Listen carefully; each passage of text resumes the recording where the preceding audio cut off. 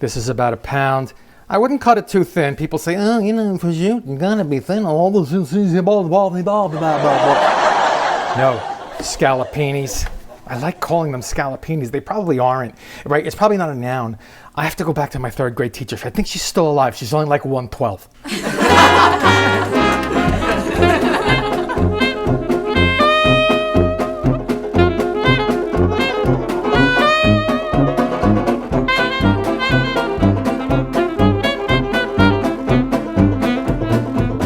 Comedy Kitchen with Chef Sel was recorded in front of a fake audience.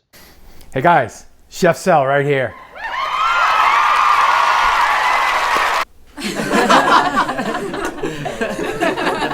Great to be back. We continue now with our 50 most Googled recipes by state. We're in the ends. Now we're up to New Mexico. Now, I thought we'd see a lot of spicy Tex-Mex, you know, taco kind of fajita, but they already know that stuff. They're asking for pork, like almost anything pork, so I came up with a great one. Veal rolls stuffed with fresh Pecorino Romano, garlic, spinach, and prosciutto.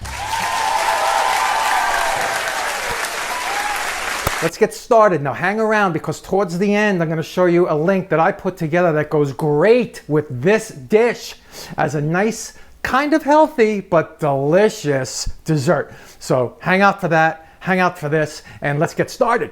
And this is everything you're going to need, folks. I have 2 pounds veal cutlets, scallopini. That means they're really thin sliced, so you don't have to bang them around.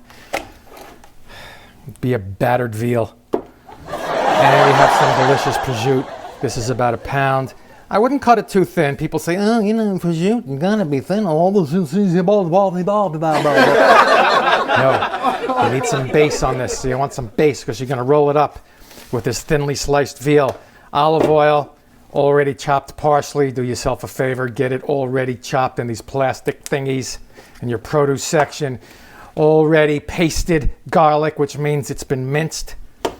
It depends on how much you want of all this kind of stuff, especially the cheese, which is here, right? Here's your Pec Rom, otherwise known as Pecorino Romano. And of course, we're gonna garlic up this spinach before we do anything. After we lay out these veal scallopinis. I like calling them scallopinis. They probably aren't, right? It's probably not a noun. I have to go back to my third grade teacher. I think she's still alive. She's only like 112. I'm gonna lay it out, let it get a little bit more room temperature, and then we're gonna start with basically just cooking the spinach. And besides that, you just stick everything in these things and roll it up, you know? It's like going on a food vacation. It's very easy. All right, let me get this all set up for you. Nice and thin. I think my butcher is an artist, I'm telling you. I mean, I might pound it out a little if there's a little thick spot, but for the most part, you're in good shape. So just get this out. We want to room temp it or close to it. Maybe about a half hour, 45 minutes. And let me do the rest of this and then I'll move over to the prosciutto part of our show. Okay, I have it laid out here. Now we have our prosciutto here just off camera, ready for its close-up. And it's kind of like one of those little games, you know, you kind of match the size. Ooh, this is going to work. Can you see that up there? Well, mostly. That's okay. All right. Doesn't have to be pretty. Match it as best you can. Get this prosciutto in there. And we're going to let this kind of sit for a little while. Let everybody get acquainted. Oh, yes. Hello, prosciutto. Hello, veal scallopini sliced very thin. How are you today? Etc. All right, I had these sitting out a little bit. Let's get some of this cheese in there. I'll try to get most of them on camera for you. And you want to aim just to cover the prosciutto so you know you will be able to keep your margins around the edges. I know. It's me. It's me doing my thing. Pathetic perfectionist that I am. Right over the freaking prosciutto, folks. I'm going to hit this with some salt, too. Not a heck of a lot, because there's going to be salt when I saute that spinach. Salt in the cheese, prosciutto. A lot of salt, Johnny. All right, I'm going to let that sit together again. Biggest pan you can get. I think this is a 14-inch. Let's put on the heat. Gonna have the heat on a kind of a medium, straight medium. Baby spinach, 1 pound. Looks like a lot, right? Like, Chef Sel, what are you, nuts? We don't want a bushel of this stuff. Gotta call the lawn guy. No. Watch. I got my garlic ready to go, and I got my olive, or avocado in this case, oil. Yeah, I'm gonna go avocado, that's okay. And garlic paste. A lot of people are already writing in saying, Chef Sel, do you ever cut your own garlic anymore? No! Actually, I do. But this is a very labor-intensive recipe, although it's only got like 4 or 5 ingredients. So I wanted, I don't have a lot of time, guys. I'm an important guy now. 400,000 views. All right, that was my plug. Speaking to plug, please smash that like button while this oil's heating up. Smash the like. Give me a comment. Doesn't have to be good. That's okay. I have thin skin. I mean, thick. What is it? Thick skin? Yeah, thick skin. When it starts to ripple, stick this in. Salt and pepper, garlic. Mix it around. I got to tell you, you're going to want to, people say don't cook it till it's all shriveled up. You might want to do that now because when you cook the roll-ups with this in it after this is cooked, it's going to let, some juice out and it makes things watery. So I'll show you. I just want to get you ready. Hit it with the garlic. Equivalent of 1 clove, 2 clove, 3 clove, of garlic. Starting to sizzle. Cook it up. And like I said, when this baby spinach gets introduced to this mixture, it's going to feel like it's 10 feet high, and then you're going to go get the doorbell and come back, and you're going to have like a thimble, especially baby spinach. As soon as you start smelling the delicious aromosity, another word I made up, of this garlic, get your baby spinach ready and have some tongs ready. You're going to start turning this, the turn and twirl as I put it. Garlic, salt, pepper, oil, boom, medium heat. And remember, that veal is just sitting there saying, come on, man, roll me up. Just take it. So you don't splatter it all over your stovetop. Just let it all understand the heat. This is called understanding the heat. No, it's not. I made that up. But let it understand. And you can see it's starting to come down now. And that's all she wrote. Bring it up close without melting my lens. See? I'm going to take it off. Give it some salt and pepper. Cool it down a bit.